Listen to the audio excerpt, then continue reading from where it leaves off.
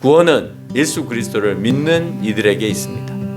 그러나 구원에 담겨 있는 복음은 우리 안에 그냥 가만히 머물러서만은 안 된다라고 하는 거예요. 모든 인류에게 그 복음은 확장되어야 하고 우리만의 소유가 되어서는 안 된다는 겁니다. 구원이 유대인 전체의 구원이 아닌 것처럼 믿는 각 사람의 구원이니까 나만 믿으면 되지 않은 이기적인 마음을 하나님께서 우리에게 주시지 않았다는 사실. 그래서 하나님의 계획은 우리를 통해서 각각 얻어지는 그 구원을 얻게 하기 위해서 복음을 증거케 하신다라는 것. 그러기 위해서는 내가 그 복음을 증거할 수 있는 당당함과 그 믿음이 커져 있음에 대하여서, 정결한 믿음을 가지고 있음에 대하여서, 큰 믿음을 가지고 있음에 대하여서 내가 누려야 된다라고 하는 거예요. 오늘 본문을 통해서 헛된 말에 대한 유혹을 우리가 좀 이기자라는 제목으로 여러분하고 같이 함께 말씀을 나누고자 합니다. 신앙생활을 하면 우리가 주변으로부터 막 헛된 소리들이 들려옵니다. 예를 들면 너희 교회만 구원이 있고 다른 종교에는 구원이 없냐? 그러니까 교회도 믿고 절도 가고 공자도 믿고 맹자도 믿고 또 다른 이단의 종교들도 믿고 그렇게 하면 되는 거 아니냐라고 말하는 유혹들도 세상에 있고요. 또 내가 예수님만 믿으면 되지 꼭 내가 교회를 위해서 시간을 내어서 꼭 그렇게 할 필요가 있냐? 그래서 예배나 또는 봉사나 여러 가지 헌신해야 될 부분들을 가로막는 경우들이 있습니다. 뿐만 아니고 학문적으로 공부를 많이 하다 보면 그 학문에 쌓여서 신앙이 의심이 되어질 때가 있습니다. 하나님의 말씀이 의심이 되어지고 또 내가 생활하고 있는 그 신앙이 의심이 되어지는, 그래서 왠지 내 이성으로 이해가 안 되어지니까 내 신앙과 믿음이 흔들리는 그런 헛된 유혹들이 우리 가운데 들어오는 것이 사실입니다.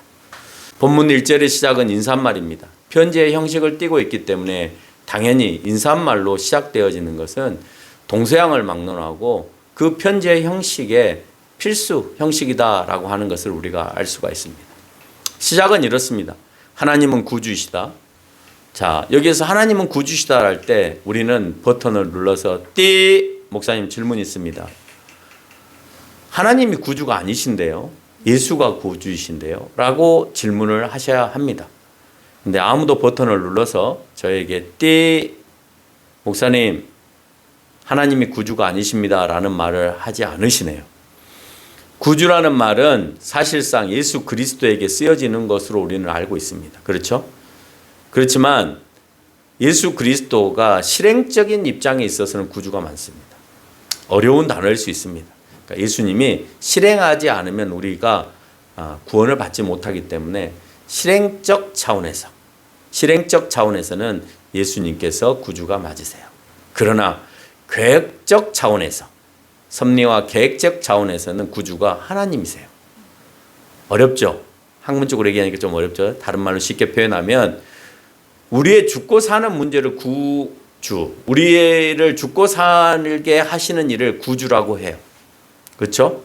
또는 구원자라고 얘기를 합니다. 또는 우리를 구원해 주신 주인, 이런 뜻을 가지고 있습니다. 근데 만약 하나님께서 계획을 갖고 계시지 않으면, 우리를 구원해 줄 계획을 갖고 계시지 않으면 예수님의 죽으심도 없어요. 왜? 예수님의 죽으심이 하나님의 계획 가운데 있기 때문에 그래요. 그러니까 하나님이 구주시다라고 하는 것은 하나님은 하나님의 그 계획 안에서의 구주다라고 하는 의미를 가지고 있고, 예수님이 구주다라고 하는 것은 그의 실행적인 모습을 통해서 구주다 이렇게 표현하는 거예요. 그러니까 하나님의 계획이 없어서는 우리가 결코 살 수 없다. 왜? 예수님께서 십자가에 못 박히시지 않으실 거니까. 그래서 궁극적으로 그 살리심의 계획을 하나님이 하시기 때문에 오늘 바울은 그 의미를 내포하여서 하나님은 구주시다라고 표현하는 겁니다. 그런데 계획만 가지고는 안 되죠. 우리를 실제로 살리실 수 있는 실행이 있어야 된다고 아까 말씀드렸죠. 그 실행에 대한 소망. 누가 이것을 실행하실까? 누가 우리를 구원하실까에 대한 소망을 담게 하시는 이가 예수 그리스도다라는 것입니다. 그분들의 명령을 따라서 내가 예수의 사도가 된 바울, 실행하신 그 예수님을 나 역시도 실행하는 사도로서 그 역할을 담당하는 바울이라고 표현합니다. 우리는 이런 의미에서 예수님의 제자된 누구라고 하는 여러분의 이름이 들어가야 될 줄 믿습니다. 누군가에게 여러분을 소개할 때 나는 누구의 엄마 누구, 누구의 아들 누구, 누구의 남편 누구, 누구의 아내 누구가 아니라 예수 그리스도의 제자가 된 누구다라는 표현이 이루어질 수 있을 때 진정한 그 사람은 예수님의 제자가 아닌가 싶어요. 오늘 바울은 디모데에게 나는 예수의 사도가 된 바울이라고 표현하고 있습니다. 내가 예수의 사로잡힌 자다라고 하는 것을 그들에게 얘기되면서 이것이 만약에 소멸되면 내가 누구에 속해 있다라고 하는 개념이 소멸되어지거나 희석되어지거나 약해지면 내가 하나님의 자녀라고 하는 의식도 소멸되어지고 약해지는 거예요. 잘 생각해 보세요. 여러분이 내가 예수님의 제자라고 하는 강력함이 내 마음에 지금 있는지 없는지 없죠. 그러면 하나님을 향한 예수 그리스도를 향한 생각이 소멸되었다라고 볼 수 있어요.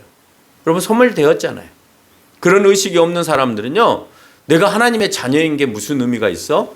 내가 천국 가는 게 무슨 의미가 있어? 내가 예수 그리스도를 믿는 것이 무슨 의미가 있어? 그런 생각으로 점점점 강해지는 거예요. 그러니까 기도를 안 하죠. 왜? 그런 하나님이 나에게 안 계시기 때문에 내가 믿을 대상이 소멸되어서 내가 기도할 이유가 없죠. 왜? 내 기도를 들어줄 리가 없으니까. 그런데 그런 의식이 강한 사람은 기도합니다. 왜요? 나를 구원하신 하나님이 계시다라고 하는 확신이 내 가운데 있기 때문에 기도를 안 할 수가 없죠. 내 삶이 안 바뀔 수가 없죠. 내가 예수님의 제자라는 것을 주변 사람들에게 안 알릴 리가 없죠. 알려서 복음을 전하게 되어진다라고 하는 겁니다. 남에게 내가 하나님의 자녀됨, 내가 예수 그리스도를 믿는 것을 드러내지 못하는 것은 아직도 내 안에 하나님에 대한 믿음이 강하게 자리 잡고 있지 못하기 때문에 그래요. 어디를 갔든지 그 모습이 자리에 잡혀야 되죠. 이런 의미에서 오늘 디모데를 향하여서 참 아들 된 디모데라고 표현합니다. 그 말은 네가 나에게 잘 배웠고 네 믿음이 바로 세워졌다라고 하는 의미를 갖고 있고 그로 인해서 내가 믿음으로 너를 낳았다라고 하는 의미로 참 아들 된 디모데라는 표현을 합니다. 디모데에게 주께로부터 온 은혜와 긍휼과 평강이 있을지어다라는 표현을 합니다. 있을지어다라는 표현은 여러분 제가 축도를 할 때 여러분에게 모든 평안이 여러분에게 있을지어다라고 하면서 기도하죠. 축도를 할 때. 그 말은 하나님의 임재를 통해서 이런 것들을 소유하기를 바라는 소망 또는 확신 그리고 이것을 강조하기 위한 표현이다라고 하는 거예요.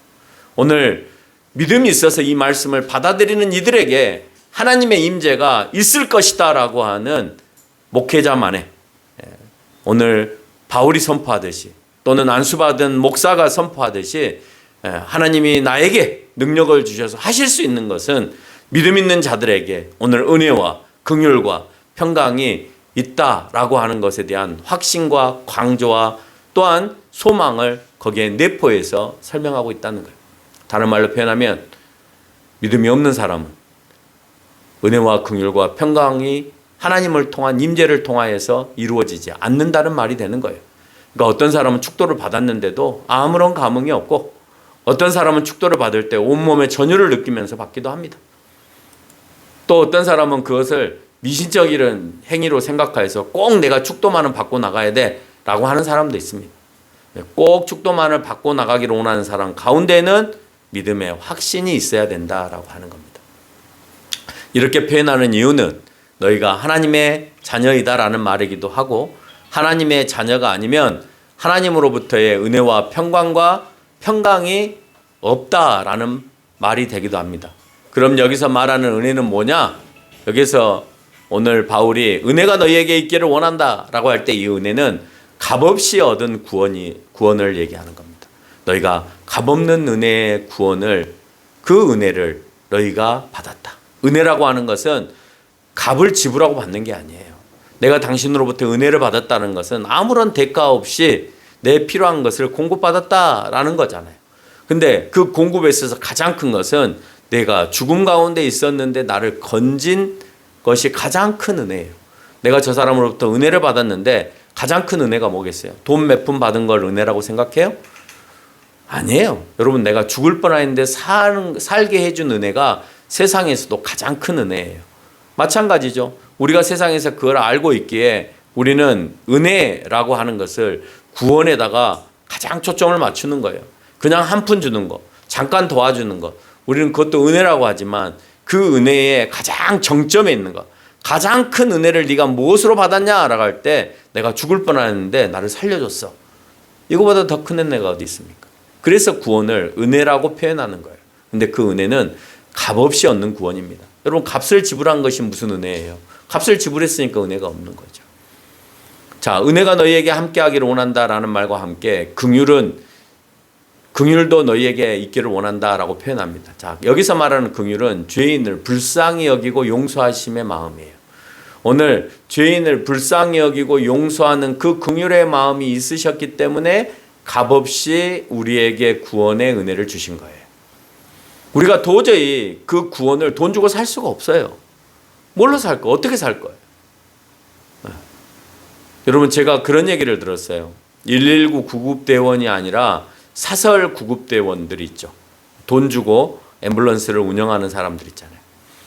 그런 사람들 가운데 한강에 과거에 그 선박과 선박이 충돌을 해가지고 몇 사람이 이제 물에 빠지는 일이 벌어졌습니다.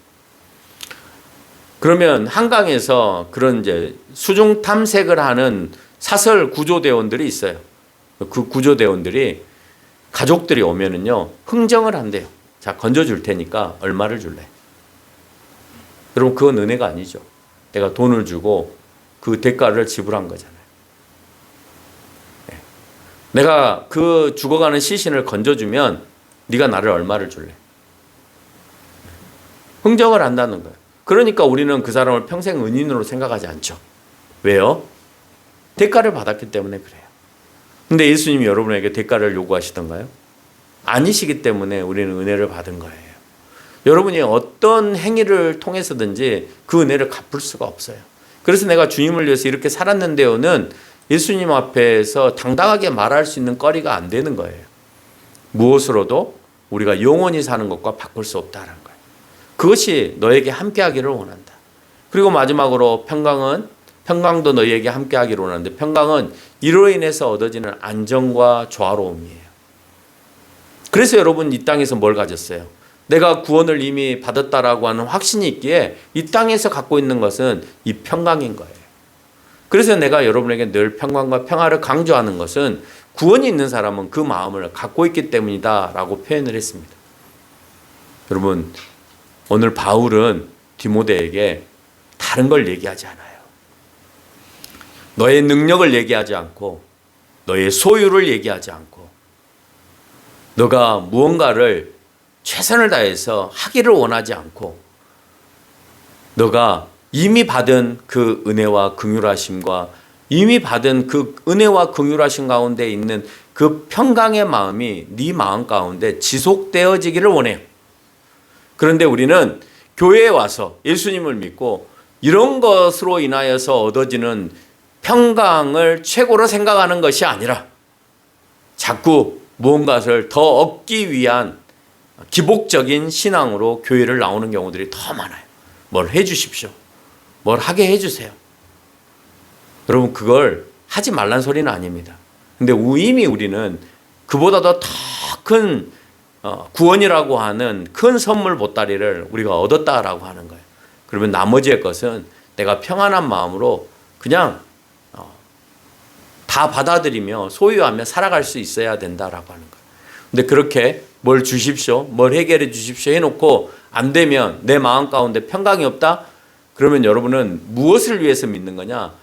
내가 필요한 것을 얻기 위해서 예수님을 믿는 것밖에 안 되는 거예요. 그 잘못된 믿음이라는 거예요. 근데 세상의 교회는 많은 목사님들은 그렇게 믿음대로 네가 고하면 하나님께서 들어주신다라고 하는 말로 여러분을 어떻게 해요? 유혹하잖아요. 그렇게 유혹한단 말이에요. 그래서 사람들은 당연히 그렇게 하면 되는 걸로 착각해요. 그럼 다 돼야 되잖아요. 근데 되는 사람도 있어요. 안 되는 사람도 있어요. 그럼 뭐라고 얘기할 거예요? 믿음이 적으니까 너는 안 됐고 나는 믿음이 크니까 됐다? 아니에요. 오늘 바울은 그런 걸 위해서 기도하라는 적이 한 번도 없어요. 여러분 다 읽어보세요. 디모데전서 다 읽어보세요. 그런 걸로 너희가 기도하는 것이 아니라 너희가 해결할 수 없는 교회 안에서의 분쟁, 교회 안에서 어려움을 또는 영적인 싸움을 하나님 앞에 맡겨서 하나님께서 그 문제를 해결해 주기를 원하고 너희가 이미 배운 대로 너희의 지식을 통하여서 그 문제를 해결하기를 원한다라는 표현들을 더 많이 하고 있다라는 거예요. 중요한 건 우리입니다. 우리는 세상을 쳐다보니 이것으로 충분하지 않는다라는 문제가 생겼죠. 아, 우리 구원받았어. 그럼 충분해. 여러분 구원으로 충분해요? 예수님만으로 충분하세요? 예수님만으로 충분하고 구원만으로 충분해야 되는데 우리는 그것이 충분하지 않기 때문에 가장 큰 문제예요. 여러분 그게 충분한 사람은 어떻게 하는지 아세요? 오노메이커 같이 백화점을 처음 만들었던 사람은 나는 내 쓸 것 빼놓고 10의 9조를 하나님께 드린다라고 표현해요. 의미가 없어요. 10의 9를 내가 가지고 있어도 의미가 없어요. 왜? 나는 10의 1만 가져도 충분히 살 수 있으니까. 그러니까 내가 교회를 위해서 그걸 얼마든지 사용할 수 있는 거죠. 나는 그걸 위해서 하나님께서 돈 벌게 하셨고 살아가게 하셨다는 거예요. 왜? 나에게는 돈보다도 구원이 더 크다라고 하는 거죠. 네. 여러분 그것뿐만이 아닙니다. 여러분 예수를 믿었던 또 다른 오노메이커도 그런 얘기를 또 합니다마는 본인이 성경학교 교사가 되었을 때 본인이 이제 최신부 장관으로 임명을 받습니다. 미국에서. 그럴 때 자기는 대통령에게 그런 말을 합니다. 나 최신부 장관 내가 받아들이겠다. 그런데 주일날 나를 부르면 나는 안 간다. 나에게 있어서는 최신부 장관이 중요한 것이 아니라 나는 복음을 전하는 게 더 중요하다. 그래서 나에게 맡겨진 유년부 교사를 나는 충실히 이행하겠다. 최신부 장관을 이행하기에 앞서 여러분 같으면 최신부 장관을 준다는데 안 하겠어요. 장관 자리를 준다는데 제가 주일학교 교사해야 되기 때문에 못 하겠습니다. 이렇게 말할 수 있나요? 그런데 구원의 확신이 있는 사람은 그게 값없이 느껴지는 거예요. 그 장관의 자리 나 안 할 수 있다 라고 표현할 수 있어야 된다라고 하는 겁니다. 얼마 전에 공수처 처장 제1대 공수처 처장이 발탁이 되었는데 이동원 목사님이 그런 얘기를 했죠. 뭐 우리나라에서 가장 유명한 목사님이기도 하니까 내가 그 공수처장 된 그 사람이 자기 교회에 다녔고 본인이 그 사람이 청년일 때 가르쳤다는 거예요. 가르쳤는데 그 청년이 선교사로 나간다는 거를 자기는 아니 너는 똑똑하고 공부를 아주 잘하니까 다른 일로 하나님의 영광을 돌렸으면 좋겠다라고 표현했다는 겁니다. 그 말이 저는 틀렸다고 보지는 않지만 꼭 맞다라고 보기도 어렵습니다. 그래서 공수처장이 됐습니다. 주임을 위해서 일했나요? 아니잖아요. 네. 그렇지 않다라고 하는 겁니다. 여러분 공수처장이 되라고 하는 이유가 공수처장이 되어서 복음을 전하라는 이유잖아요. 그런데 공수처장이 되기 위해서 어쩌면 그 사람은 뭐 제가 모르긴 해도 많은 시간 주의를 어겼을 수 있습니다. 그러지 않겠어요? 그 자리에 오르기 위해서. 그래서 우리가 생각할 때는 그 말이 맞는 것처럼 보여져요. 세상에서는 그런 유혹들이 맞는 것처럼 보여지고 그렇게 말하는 목사님이 대단하다라고 생각할 수도 있고 더 좋아 보일 수도 있어요.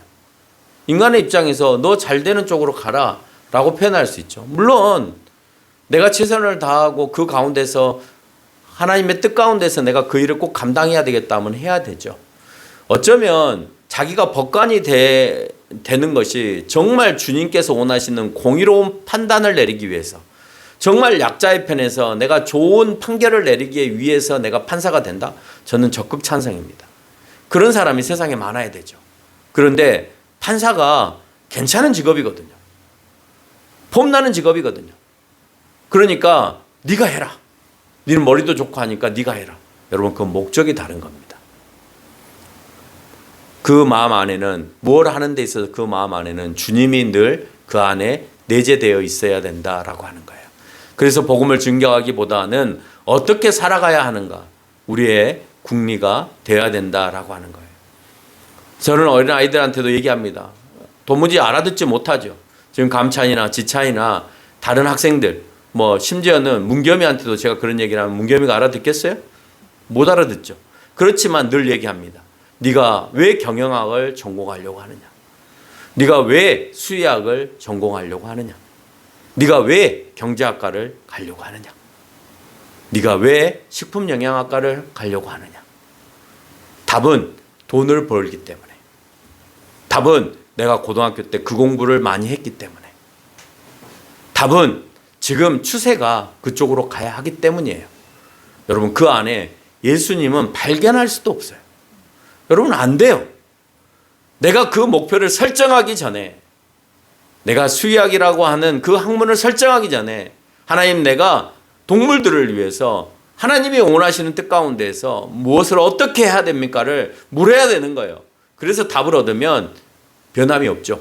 왜? 나는 하나님과 약속을 했고 하나님께서 그걸 원하신다고 생각하기 때문에 나는 무슨 일이 있어도 공부를 하고 무슨 일이 있어도 수의사가 되죠.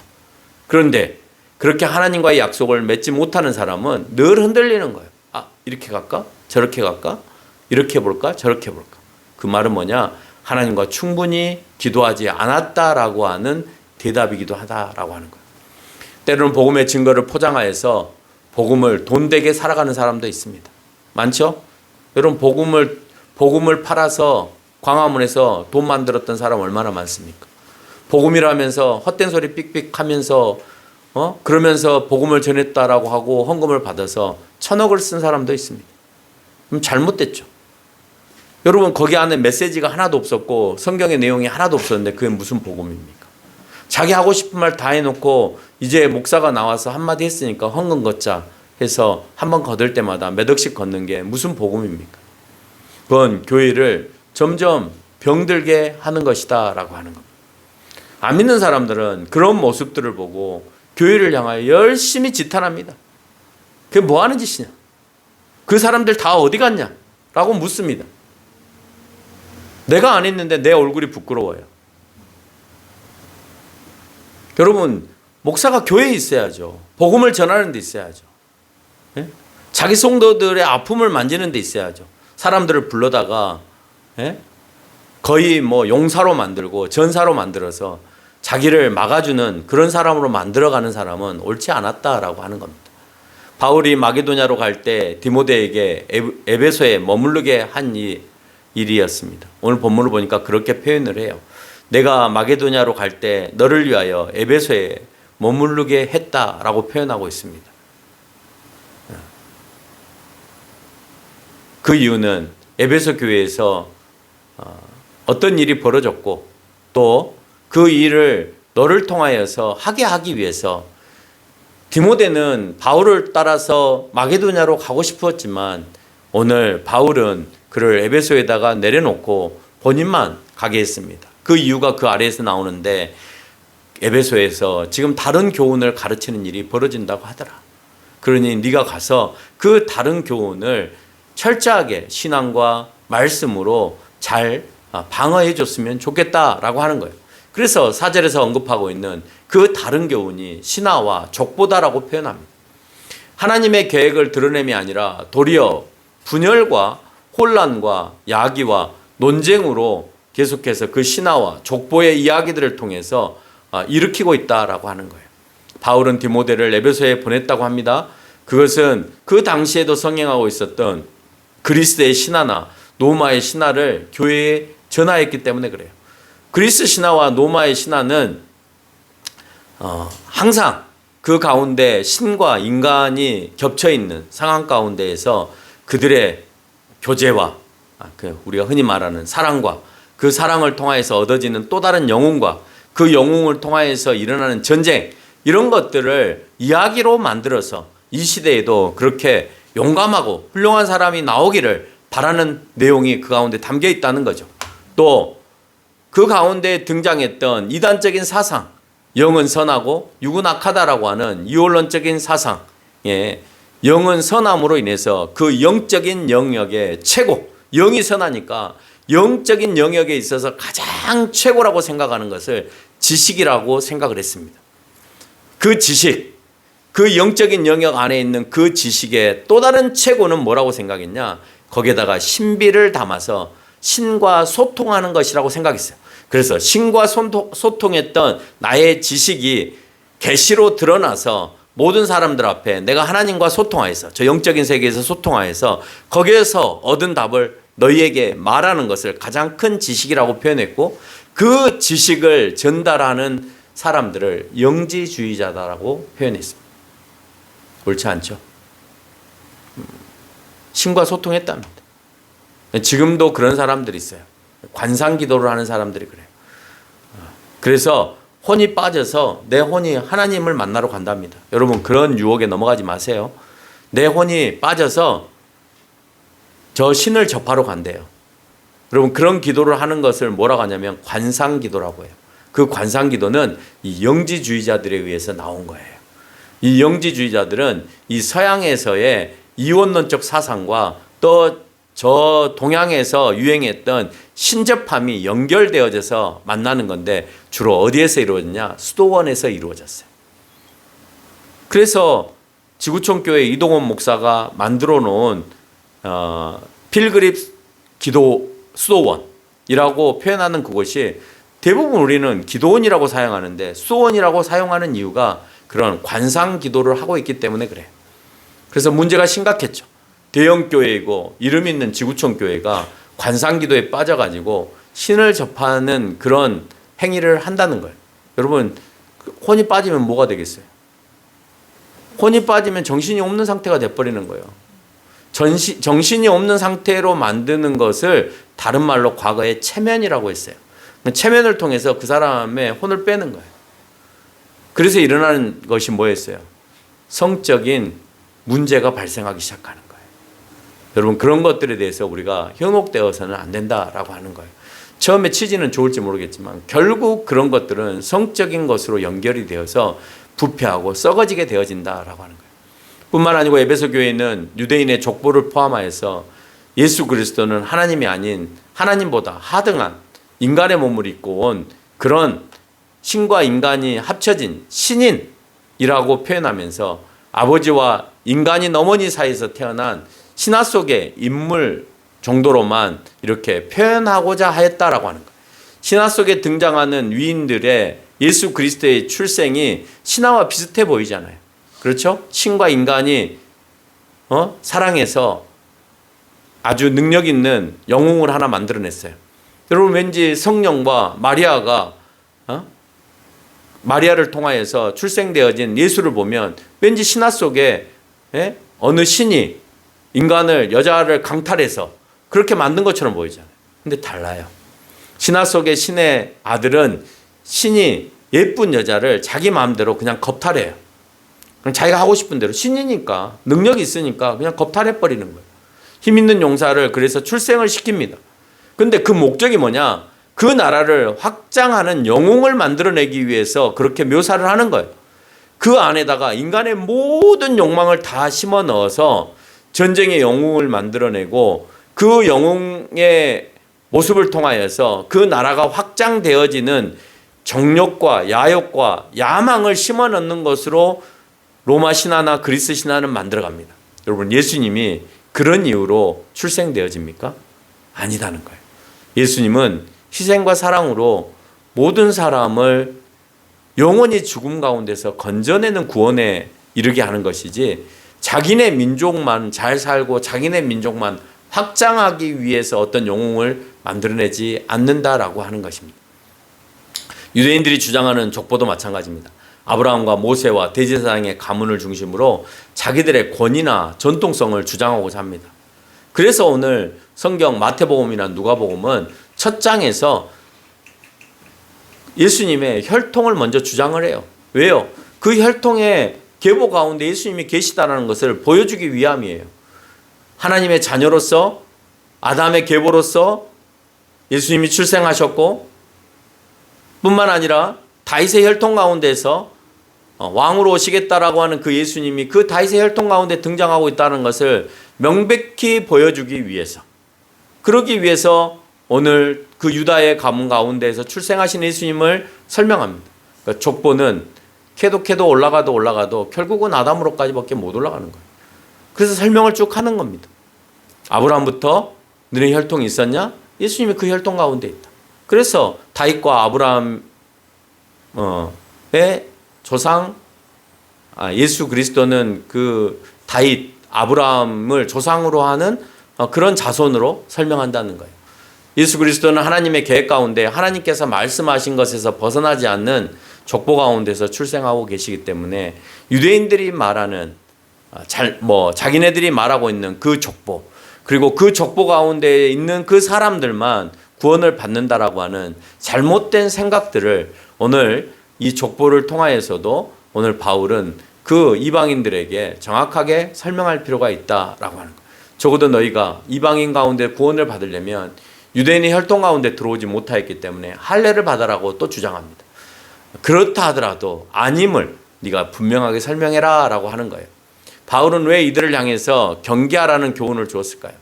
무익한, 우리가 생각할 때 너무나 무익한 신화 이야기와 족보 이야기에 정신을 팔리지 말라는 거예요. 지금도 많은 사람들이 이런 책을 통해서 성경과 예수 그리스도를 비판하는 시각으로 바라봅니다. 많은 학생들이 대학교에 가서 신화 책들을 읽고 신화에 있는 내용과 예수님의 출생의 사건이 비슷하네? 그런데 그 신화의 내용이 예수님이 출생했던 것보다 더 빨리 쓰여졌어. 그러니까 이 예루살렘 사람들이, 유대인들이 그리스 사람들의 생각을 벗겨서 만들었구나 라고 대학생들이 성급하게 생각한다고 늘 말씀드렸습니다. 아니라는 거예요. 이미 예수님이 오심에 대하여서는 다윗, 솔로몬 때 이미 구약에서 선포하고 있었고, 이미 모세 때에 이미 그 아담과 하와에 대한 역사의 기록을 쓸 때 너희에게서, 여인에게서 후손이 나올 거예요. 여러분, 족보는 남자에게서 출생한다라고 다 되어 있어요. 이 성경책에는. 그런데 창세기 3장 15절에 보면 여인에게서 너희의 후손이 나올 것이다 라고 표현해요. 족보가 이상하게 됐죠. 그 말은 어떤 남자의 개입이 있어서 그 예수 그리스도가 출생하는 것이 아니라, 사탄을 짓밟을 자가 출생하시는 것이 아니라 여인을 통하여서, 여인에 의해서만 출생되어지는 사탄을 짓밟을 자가 나올 것이다 라고 하는 그 원시복음이 이미 창세기부터 설명하고 있다라고 하는 거예요. 그것에 따라 예수님이 오신 것이지, 그리스도의 신화에 맞게끔 유대인들이 그것을 편집하여서 성경을 쓰게 되었고, 그래서 했다? 그러면 모세 때부터 있었던 그 내용들은 다 뭐냐? 이 말이에요. 말이 안 맞다라는 거죠. 이런 혼란스러운 생각 가운데 바울은 주님으로부터 얻은 교훈의 목적은 청결한 마음, 선한 양심, 거짓 없는 믿음을 통한 사랑이다라고 표현합니다. 여기서 말하는 청결한 마음이란 신화 이야기나 족보 이야기를 접하면서 원래 가지고 있었던 복음의 청결함이 손실되어질 수 있다라고 하는 의미를 가지고 있는 거예요. 너희가 하나님을 향한 청결한 마음을 가지고 있는데 오늘 이 이단적인 문헌들이나 세상적인 그런 문헌들을 통해서 또는 이론들을 통해서 생각들을 통해서 너희의 그 청결한 믿음들이 손실되어질 수 있다라고 하는 거예요. 여러분, 그래서 대학교 가면 많은 학생들이 믿음이 없으면 무너져요. 그 사람들이 주장하는 것들을 이겨내지 못하기 때문에 그래요. 청결하지 않는 마음은 결과적으로 마태복음 5장 8절에 보니까 하나님을 볼 수 없다고 되어 있습니다. 하나님은 이제 떠나게 되죠. 그래서 많은 대학생들이 떠납니다. 자기네들이 생각하는 것이 옳다고 생각하여서 그래, 우리가 너무 한쪽 편으로만 봤어 라고 생각해서 떠나게 되어지는 거예요. 하나님을 볼 수 없는 상태가 되어버리는 거예요. 성경은 이미 얘기하고 있어요. 마음이 청결하지 않은 자는 하나님 나라를 볼 수 없을 것이요. 얘기하고 있는데도 불구하고 내가 믿음의 그 청결함을 가지지 못하고 자꾸 그 청결한 마음에 더러운 것으로 메꾸려고 하는 작업들이 이루어진다는 거예요. 그럼 여기서 말하는 선한 양심은요, 하나님의 계시에 기초한 올바른 판단력을 가진 상태를 말해요.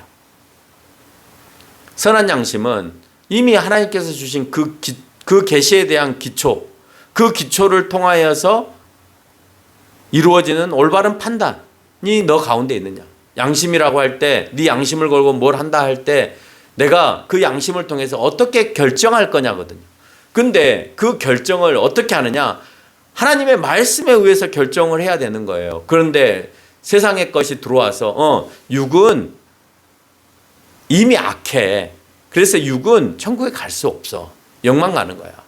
그러니까 육은 아무렇게나 사용해도 괜찮아. 그래서 육으로 저지른 죄에 대해서는 하나님께서 다 용서해 주셔 라고 생각하면서 선한 양심을 버리는 작업을 그때 했다라고 하는 것이에요. 지금도 마찬가지. 믿음만 있으면 돼. 내가 아무렇게나 살아도 돼 라고 하는 것과 같은 거죠. 하나님의 계시에 기초한 올바른 판단력이 흐려지면 신앙생활 전체가 흐려지게 된다는 거예요. 그래서 잘못된 이론이 말씀으로 바로 서고자 하는 우리를 얼마나 많이 흔들고 있는가 하는 것을 알 수가 있죠. 세상의 많은 생각이 그렇고 세상에서 일어나는 일들이 그렇고 세상의 학문들이 내가 말씀으로 바로 서고자 할 때 계속해서 흔든다는 거예요. 선한 양심은 믿음을 담는 그릇과 같은 거예요. 그래서 내가 올바른 하나님의 말씀의 그릇을 만들어 놓으면 그 가운데 믿음이 계속해서 장성해 가지만 내가 올바른 마음에 그 올바른 말씀으로 그릇을 만들어내지 못하면 그러면 그 믿음이 그 안에 담겨지지 못한다는 거예요. 선한 양심은 다음에 언급된 거짓이 없는 믿음을 담습니다. 거짓이 없는 믿음이란 위선과 위장이 없는 진실하고 순전한 믿음을 의미하는 거예요. 믿음에는 위선이 있어서는 안 돼요. 믿는 것처럼 믿어야지 라고 하는 마음으로 내가 믿는 게 아니에요. 믿어지는 거예요. 내가 말씀을 읽으면서 믿어지는 거고 그 믿음을 통해서 내가 살아가지는 거예요. 여러분 그렇게 아직 믿어지지 않는다는 것은 나에게 믿음이 없다라고 하는 것이고 순전한 믿음이 아니다라고 하는 것입니다. 하나님의 계시가 기준이 된 판단과 이선과 위장이 없는 선한 양심을 따라 나오는 참 사랑이 주께서 주신 교훈이다라고 하는 거예요. 우리가 하나님께서 주신 사랑이라 할 때 간혹 그런 생각을 하죠. 뭘 나누어주고 누군가를 예뻐해 주는 것, 누군가를 공평하게 대하는 것, 이런 것만을 사랑이라고 생각합니다. 하나님의 계시가 담겨 있고 또 위선과 이장이 없는 그런 사랑의 실천이 너를 통해서 오늘 디모데에게 에베소 지역에 일어나기를 원한다. 그냥 단지 뭘 하나를 주고 그 사람을 살게끔 뭐 방을 한 칸 주고의 그런 개념의 사랑이 아니라 하나님의 계시가 담겨 있고 위선과 위장이 없는 그런 사랑의 실천이 너를 통해서 일어나기를 원하고 에베소 지역에 그런 일들이 더 일어나기를 원한다라는 얘기를 하는 거예요. 유대인들을 통해서 강조했던 율법은 법을 잘 지키는 사람에게 필요 없죠. 여러분 법을 다 잘 알아서 법을 위반하지 않으시나요? 아니잖아요. 이미 우리가 가지고 있는 양심을 따라서 살다 보면 법을 다 잘 지키는 거예요. 그리고 기본적으로 이미 알고 있는 것들을 우리가 지킴으로 인해서 법에 준수하고 살아가고 있는 거예요. 법이 필요한 것은 법을 지키지 않는 자들을 위해서 필요해요. 법을 지키지 않는 자들은 9절과 10절에서 언급을 쭉 하고 있습니다. 어떤 사람이라고 언급을 하고 있어요? 9절과 10절에서 보니까 예? 거룩하지 아니하고 망령되고 아버지를 죽이고 어머니를 죽이고 음행하고 남색하고 인신매매하고 거짓말하고 거짓 맹세하고 이런 것들을 위해서 율법이 존재한다라고 되어 있잖아요. 여러분 우리 그런 거 하지 않잖아요. 그렇기 때문에 우리에게는 율법이 필요 없다라는 말이 되는 것입니다. 하나님의 계시에 정결한 마음과 선한 양심과 거짓 없는 믿음이 있는 자에게는 율법이 아무런 필요가 없다. 그런데 그 율법도 도덕과 윤리적인 것을 벗어나서 유대인만 해당되는 것은 아무짝에도 쓸모가 없다. 어떻게 유대인들만 지켜야 되는 것. 여러분 유대인들만 지켜야 되는 거 있잖아요. 할례를 받아야 된다. 주 안식일에는 4km만 다녀야 된다. 오리만 가야 된다. 여러분 그런 것들이 오늘 다른 사람들에게 무슨 의미가 있어요? 그건 윤리적인 것도 아니고 도덕적인 것도 아니고 유대인들에게만 해당되는 율법이잖아요. 그건 아무짝에도 쓸모가 없는 거예요. 왜냐? 하나님의 계시는 유대인에게만 있는 것이 아니라 모든 인류에게 해당되기 때문이다라고 하는 것입니다.